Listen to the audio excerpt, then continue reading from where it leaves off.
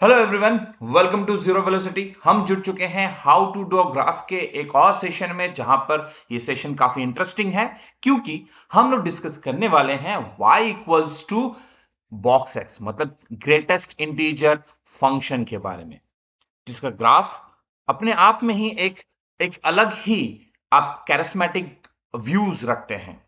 ठीक है, अगर हम बात करें कि ये जेई मेंस एंड एडवांस के लिए इंपॉर्टेंट है या नहीं, काफी इंपॉर्टेंट है, बिकॉज इसके फंक्शंस को आपको समझना काफी जरूरत है कि किस प्रकार से ये ग्राफ को हम ड्रॉ कर सकते हैं और ये फंक्शन है या नहीं है, क्या ये इंक्रीजिंग फंक्शन है या डिक्रीजिंग फंक्शन है, या स्ट्रिक्टली इंक्रीजिंग है या डिक्रीजिंग है। तो चलिए चलते हैं और पहले ग्राफ को प्लॉट करने के लिए X axis and Y axis में हम लोग वैल्यूज को मेंशन करते हैं।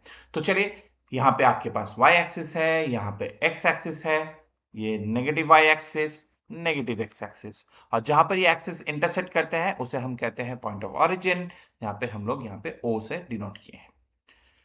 नाउ हम लोग बात करेंगे y equals to box x, मतलब ग्रेटेस्ट इंटीजर फंक्शन के ऊपर। बात ही कर रहे ग्रेटेस्ट इंटीजर फंक्शन, है ना, ग्रेटेस्ट इंटीजर फंक्शन।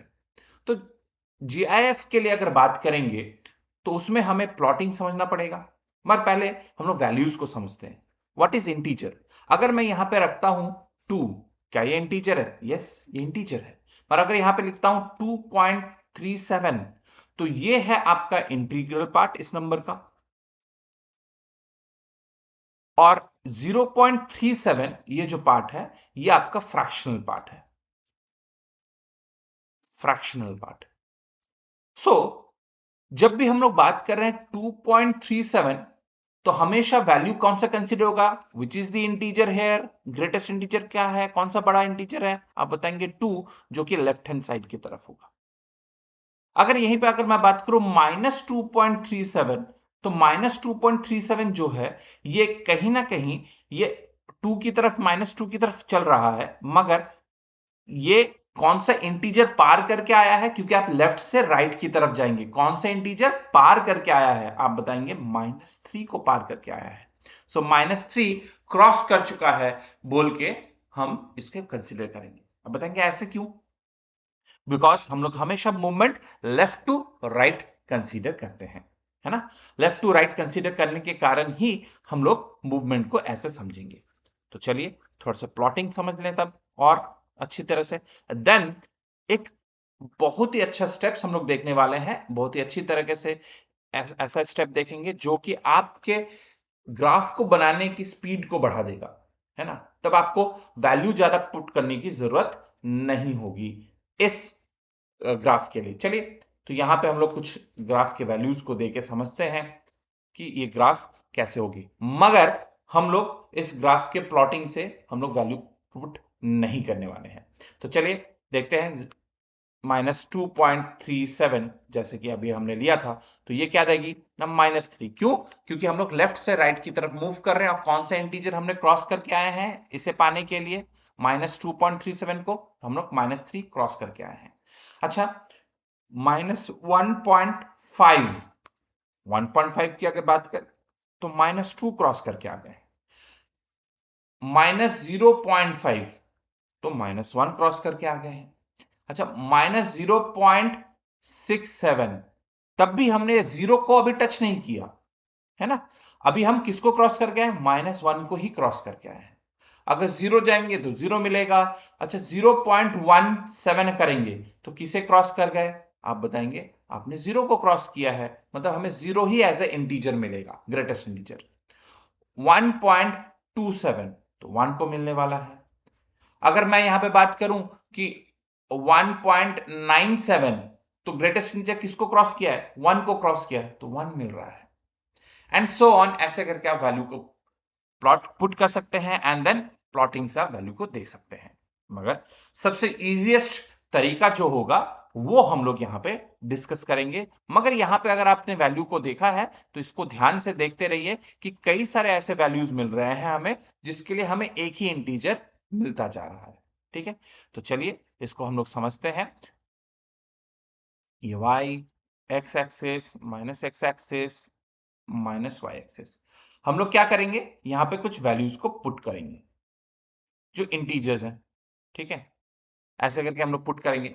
मगर आप अगर इस ग्राफ को देखते हैं y equals to box integer x, तो सबसे पहले जो हम करने वाले हैं इजी स्टेप, इस स्टेप को ध्यान दीजिए। हम क्या y इक्वल्स टू x के ग्राफ को जानते हैं?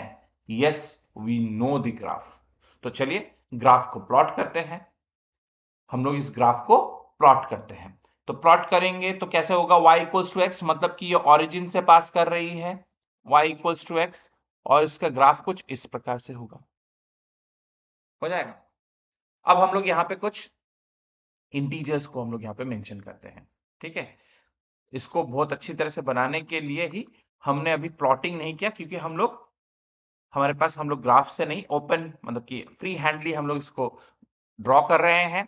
तो जैसे यहाँ पे मैं मान लेता हूं, यहाँ पे है 1 y एक्सिस में, यहाँ पे 2, यहाँ पे 3, यहाँ पे 4, ऐसे मेंशन करते हैं। यहाँ पे -1, -2, -3, ऐसे प्लॉट किए।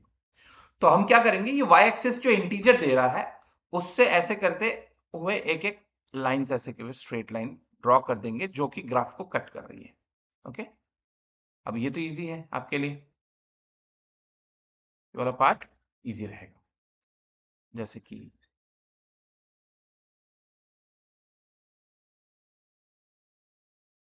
ये आप इजीली कर सकते हैं, है ना? Very good.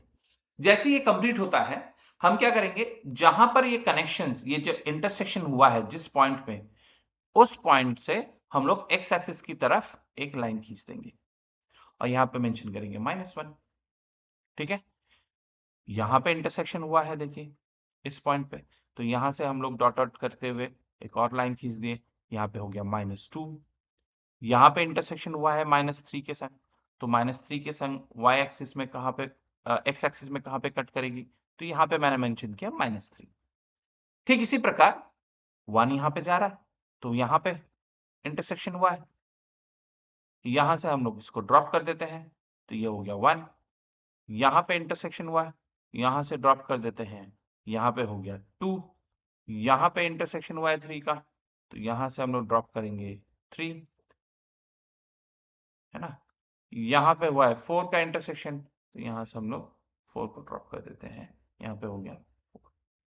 आई होप यहां तक आपको ये बातें क्लियर हो गई। अब और इसको एक्सटेंड थोड़ा सा करना पड़ेगा। जैसे फॉर एग्जांपल -1 का जो लाइन हमने ऊपर वर्टिकली ड्रॉ किया है, इसको हम थोड़ा सा डॉट डॉट करके हम देखना चाहते हैं -2 में कहा इंटरसेक्ट किया। -2 का जो लाइन है वो -3 के जो लाइन टच कर रही है उसको कहां पे इंटरसेक्ट किए, इसको ज्वाइन कर दिए। अब यहां पे ऑलरेडी इस तरफ में हो गया है हमारा।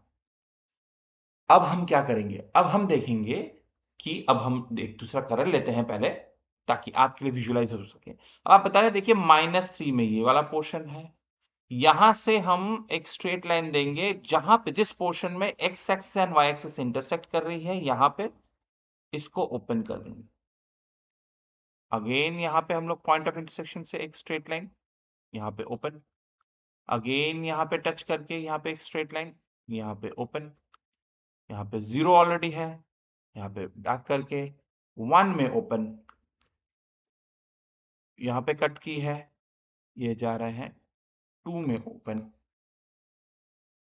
2 में यहाँ पे कट की थी, 2 में, देन यहाँ पे 3 पे ओपन, 3 में यहाँ पे कट की है, स्ट्रेट लाइन जाके 4 के लिए यहाँ पे ओपन, एंड 4 में यहाँ पे कट की होगी, तो जहाँ पे जाएगा 5 में, तो मानते हैं 5 में यहाँ पे कहीं पे ओपन होगी। इस प्रकार से हम इसको ड्रॉ कर सकते हैं। अब हम लोग जितने भी यहाँ पे हौच पौच हुआ, आपको लग रहा होगा क्या हो गया। अब आप स्टेप देखें, पहले मैंने y इक्वल्स टू एक्स का ड्रॉ किया, देन मैंने एक हॉरिजॉन्टल लाइन टच किए जहां जहां पे y एक्सिस पे इंटीजर हो रहे हैं। फिर थर्ड स्टेप जो हमारा था कि x एक्सिस के पॉइंट्स को देखते हुए हम लोग वर्टिकल लाइंस को ड्रॉ किया, उस ग्राफ को कट करवाए पूरी। देन उसके बाद हम क्या किए ना, जहां पे कट इंटरसेक्ट हुआ है ग्राफ में, उस पॉइंट को हमने डार्क किया, और जहां पे X axis and Y axis मिल रहे हैं उस पॉइंट को हमने ओपन रखा। अब हम लोग ग्राफ को रब करते हैं। जैसे ही करके ये सारे लाइंस जो जो हमने पहले ड्रॉ किए थे उसको हम लोग अगर रब करते हैं, तो आपके पास कुछ इस प्रकार से देखिए सामने में ग्राफ दिख रहा है जो कि एक स्टेप की तरह है। तो कई बार इसे स्टेप फंक्शन के नाम से भी जाना जाता है। ओके, आई होप आपको ये जो ग्राफ हमने ड्रॉ किया ये समझ में आ रहा होगा किस प्रकार से ये ग्राफ इजीली हम ड्रॉ कर सकते हैं। सो ये है आपके पास graph y equals to box X या स्टेप फंक्शन या ग्रेटेस्ट इंटीजर फंक्शन के बारे में। अब यहां पे हमने एक जगह में इंक्लूड किया, इसे हम इंक्लूडेड फॉर्म कहते हैं, ये एक्सक्लूडेड फॉर्म कहते हैं, जिसे हम सर्कल करके छोड़ दे रहे हैं और इसमें एक छोटे से सर्कल बना के उसे डार्क कर दे रहे हैं। इसका मतलब अगर आप ये 3 से लेके -2 के बीच में कोई भी वैल्यू अगर लेते हैं, क्योंकि हम लोग मूव कर रहे हैं लेफ्ट टू राइट में मूव जब कर रहे हैं तो ऑलरेडी नंबर क्या कर रही है, देखिए यहां पे कोई भी वैल्यू लेंगे यहां तक नहीं पहुंचे तो वो ऑलरेडी 3 को क्रॉस कर चुकी है, -3 को क्रॉस कर चुकी है। इसका मतलब यहां पे आप जो भी वैल्यू लेंगे वो -3 ही आंसर देंगे एज अ ग्रेटेस्ट इंटीजर, ठीक है, क्योंकि वो -2 को अभी तक टच नहीं किए हैं। ठीक है, तो यहां के अंदर में जो भी वैल्यू आएगा जैसे -3.76 भी अगर आता है तो वो आपको क्या देगा, -3 एज अ आंसर देगा। ठीक इसी प्रकार से आप यहां पे भी आ सकते हो। आप यहां देख सकते हो कि 1 से 2 के बीच में जितने भी वैल्यूज आएंगे वो 1 को क्रॉस कर चुके हैं बट 2 तक नहीं पहुंचे अभी तक। इसलिए जो इंटीजर वैल्यू होगा, ग्रेटेस्ट इंटीजर वैल्यू होगा, वो हमेशा उस रेंज में 1 ही होगा। आई होप ये चीज आपको क्लियर हो गया है। चलिए देखते हैं कि इसे हम फंक्शन कह रहे हैं तो फंक्शन कैसे इसको माने। तो फंक्शन चेक करने के लिए हम हमेशा क्या करते हैं, हम लोग ग्राफिकली इसको चेक करना चाहते हैं और मैं यहाँ पे अभी फ्री हैंड वे में मैं यहाँ पे डायग्राम्स को मतलब ग्राफ को ड्रॉ कर रहा हूँ। ठीक है, स्टेप फंक्शंस के ग्राफ को मैं इस प्रकार से ड्रॉ किया ताकि आपके लिए भी ये क्लैरिटी आ जाए।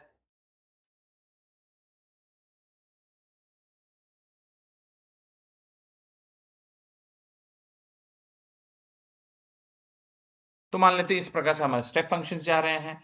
तो हम फंक्शन चेक करते हैं तो किस मेथड से करते हैं आप बताएंगे। फंक्शन तो हम लोग वर्टिकल लाइन टेस्ट से ही करते हैं। तो वर्टिकल लाइन टेस्ट मतलब कि हम लोग वाई एक्सिस के पैरेलल में हम लोग कुछ ऐसे लाइन खींचने वाले हैं और हम देखेंगे क्या ये लाइन हमें ग्राफ को एक ही पॉइंट पे कट कर रही है या नहीं, एक ही पॉइंट पे कट कर रही है या नहीं।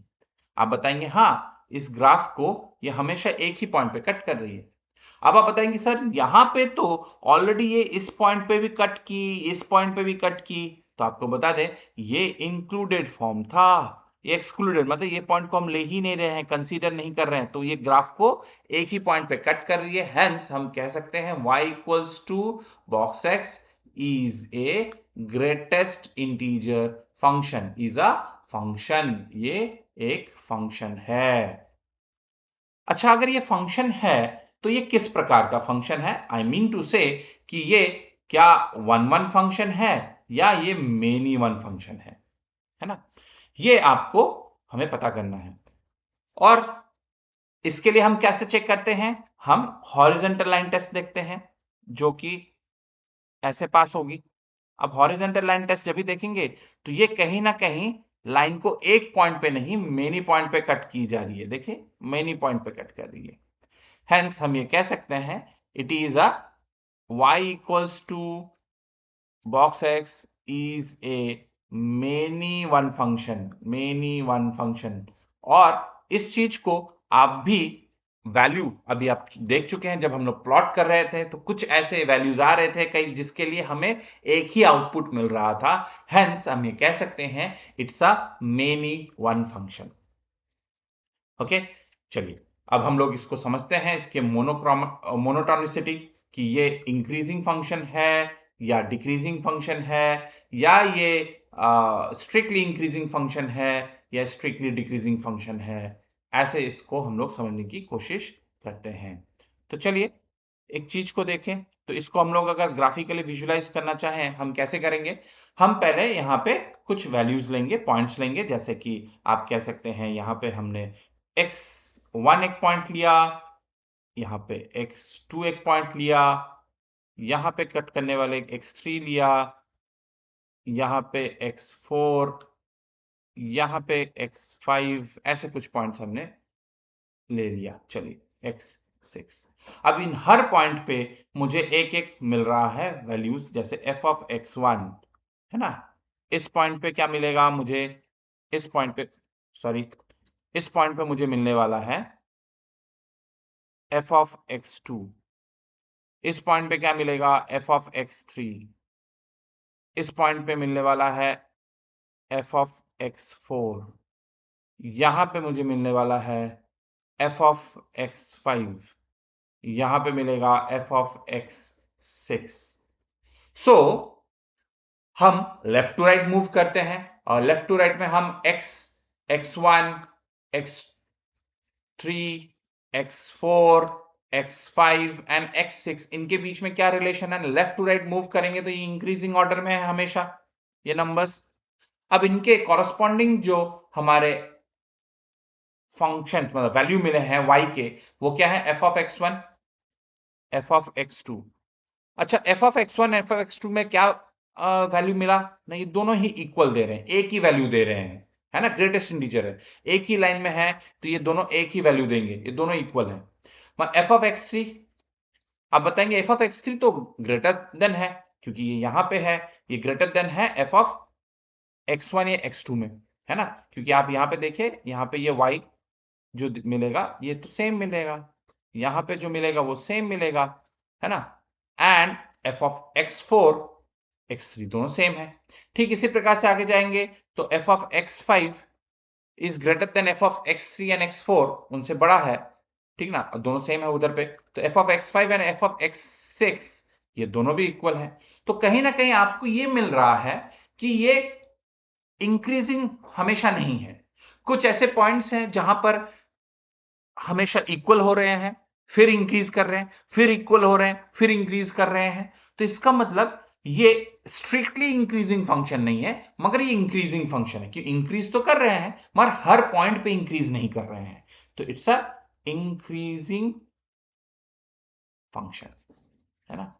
सो आई होप आपको ये सेशन पसंद आया होगा, आपने काफी अच्छी तरह से इसको समझने की कोशिश किए होंगे। अगर कहीं पे भी आपको डाउट है तो please mention in the comment, हम उसके आंसर देंगे। और तब तक के लिए हमसे जुड़े रहिए, अच्छे से रहिए, स्वस्थ रहिए, और please do subscribe our channel, share कीजिए अपने दोस्तों के संग, जितना आप शेयर कर सकते हैं उससे हमें मोटिवेशन मिलेगा, हमारे संग जुड़ पाएंगे हर कोई, और मैं ऐसे ही इंटरेस्टिंग वीडियोस आपके लिए या कॉन्सेप्चुअल वीडियोस आपके लिए लेके आऊंगा, जहां पर आप अपने बेसिक कॉन्सेप्ट्स को इंक्रीज कर पाएंगे या उसे इंप्रूव कर पाएंगे। तब तक के लिए अच्छे से रहिए, स्वस्थ रहिए। Thank you.